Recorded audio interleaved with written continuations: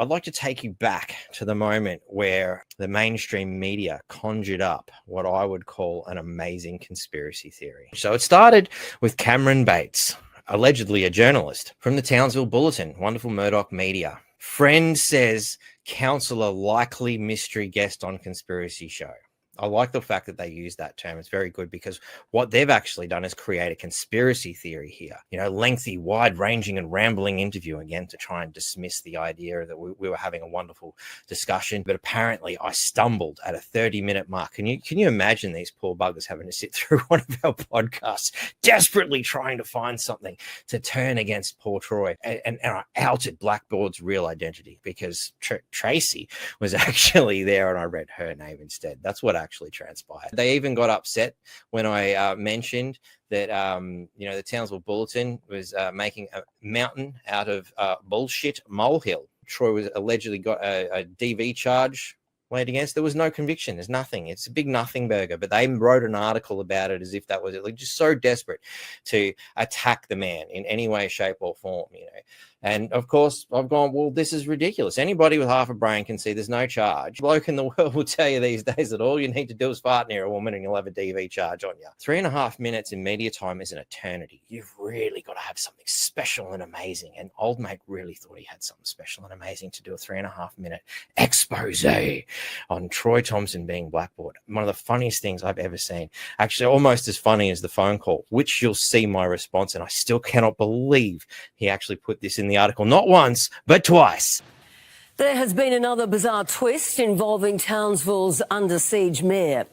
There are claims tonight that Troy Thompson participated in a 4-hour interview using another name and another voice. G'day to Blackboard, mate. How are you? Hello, Mark. How are you this evening? Keen to not see you again, but hear from you nonetheless. So. Oh, very good, very good. Well, all the better because I hope I've got a good voice. But he may sound familiar. Despite the voice distortion, listeners believe the caller is Townsville Mayor Troy Thompson. In the following clip, we've calibrated the audio to try to remove the voice modulation. Proof's in the puddings, right? All right. He said something. Words are just words, people, right? Wow, that really sounded like Troy. And this is the comparison. This, again, it astounds me that they consider this evidence. Compared with... I apologise to all services as well as veterans and defence. And I think it's important to put that out there. Anybody with half a brain would have realised I've implied that Blackboard has been here before. Don't you think you should go back and actually check that? Apparently not. If you work for Channel 10, you just have to have a good theory. When we look at Aboriginal issues in Australia, especially that inclusio, exclusio, the government always says a lot of good things toward our nature, but then on the other hand, they don't deliver because it's the way that they're speaking. It's their definitions that leave us behind. So we called Mark, also known as Barbecue Batty, from the North Queensland Freedom Network. Do you know of a man named Blackboard? I know a lot of things, dude. Just get to the point what you want. We're trying to confirm if Blackboard, the guest on Friday's episode, was that Troy Thompson? You guys are so bad at your jobs. Mate, you really need to go do your research. Best of luck to you, buddy. He hung up. But, of course, it didn't end there. I went on and, corrected them and told them how bad they were at their jobs. You guys are so bad at your jobs.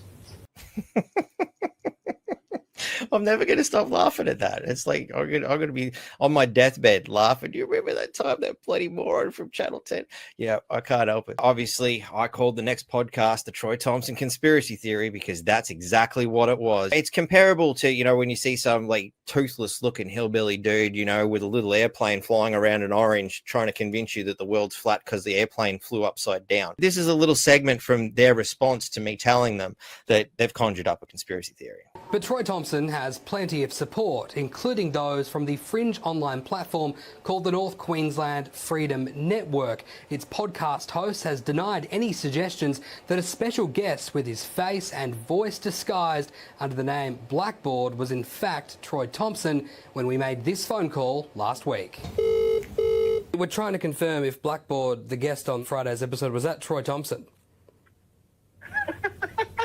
You guys are so bad at your jobs. And he did it again. He did it again. He hung up.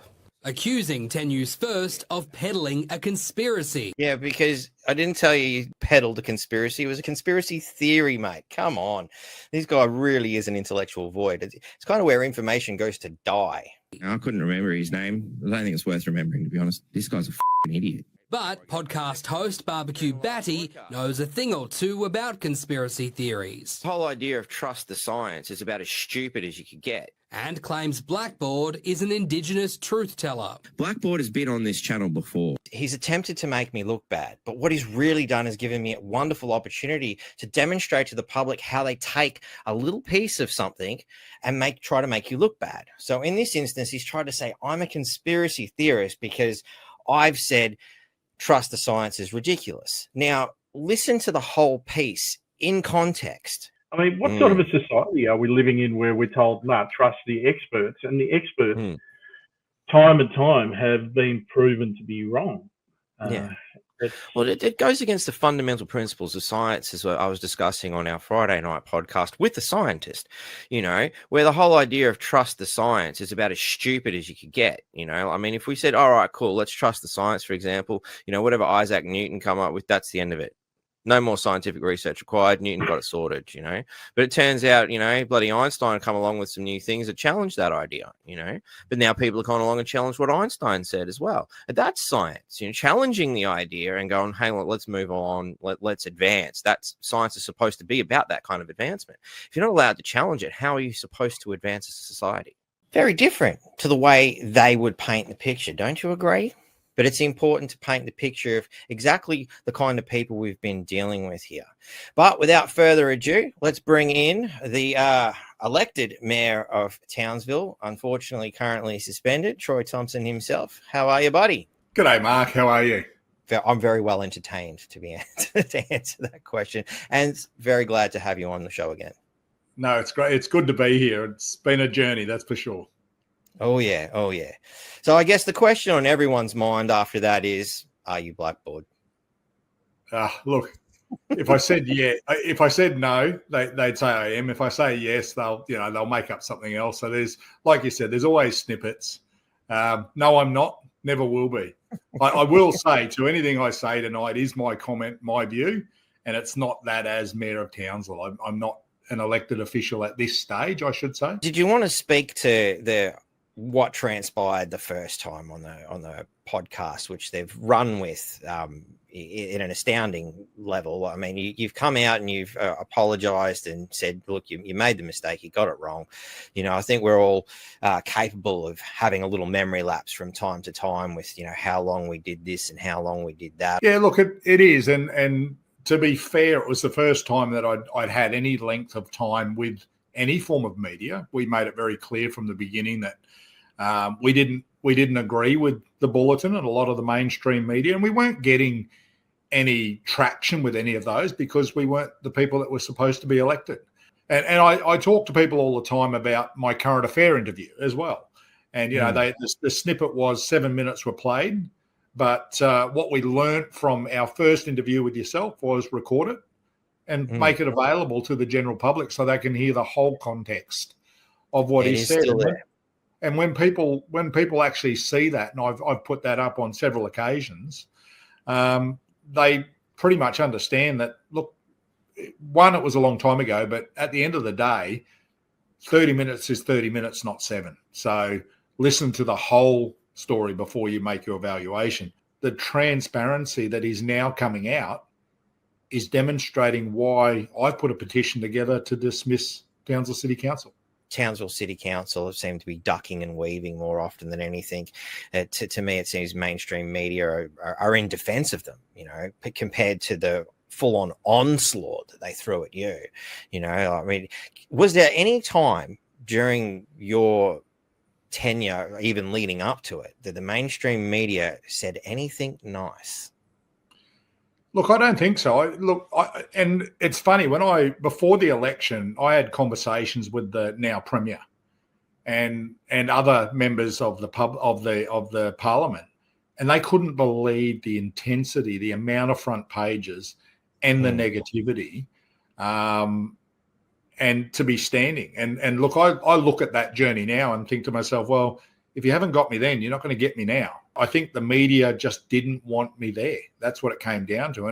And the proof was in the pudding. I have kept the clipping of when they were going to announce that, and the experts at Townsville Bulletin had predicted 9 of the 10 Team Jenny Hill members would get voted in. And I think it's fantastic because they got 4, and 2 of them didn't even go to a vote. So, it really demonstrated to me how wrong media can be and how wrong they can get the polls.